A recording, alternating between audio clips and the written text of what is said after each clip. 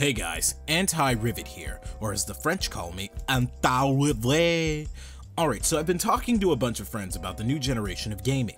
I currently own a Wii U, and the Wii U's got problems of its own, but currently we're focusing on the PS4 and the Xbox One.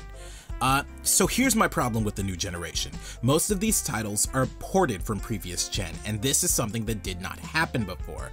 I understand that games take longer to make now, gamers expect more bang for their buck. This justifies purchasing a console as opposed to a high-end PC. Launch titles are not meant to be Game of the Year material. At best, they're just playable tech demos. Rise Son of Rome shows off the graphical prowess of the Xbox One and the detail that can be shown off at an even lower resolution. The Xbox ability to render as if it has like an ENB profile simulator. And Knack has the smooth frame rate at high 1080p resolution of the PS4, as well as showing off the amount of independent objects that can be on screen without experiencing slowdown. This is the same with Resogun. Killzone Shadowfall shows off some of the PS4's graphical capability, but mostly it's meant to do texture detail. And for the most part, these consoles are generally the same. It's only down to choice when it comes to what games you really want to play on which console, and which has the better online experience for you. This is where the new generation staggers. The vast majority of games on the new consoles are either first-person shooters or ports from last generation. This does not set a good example. There were no titles that crossed from the PS2 to PS3 or Xbox to 360, with the exception of sports games, because they are an entirely different entity. These developers were focused on creating games alongside the console, not just getting ready to port the damn things at the first opportunity. And this is mostly because the hardware infrastructure was so different, I understand that.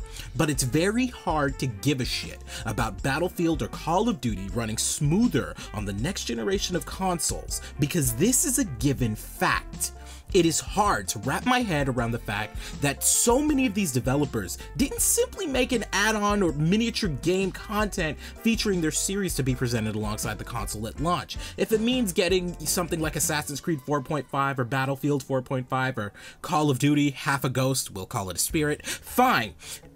I get that. It's still somewhat better to experience though than having these things ported over, and they can be easily obtained on the last generation or on a PC. And I get it, these new consoles don't have backwards compatibility, but neither did the fucking GameCube, nor the PS3 at launch, nor the 360 at launch, nor the fucking Sega Dreamcast.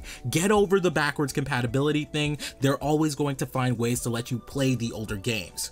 A new experience is always preferable to being force-fed the older ones with a slight polish at launch. It's because these games are supposed to show off technical demos. It's exactly why it made sense for Wind Waker HD to come out earlier this year as opposed to at launch, because this is something that wouldn't have really been appreciated at launch back then, because people want to see newer things.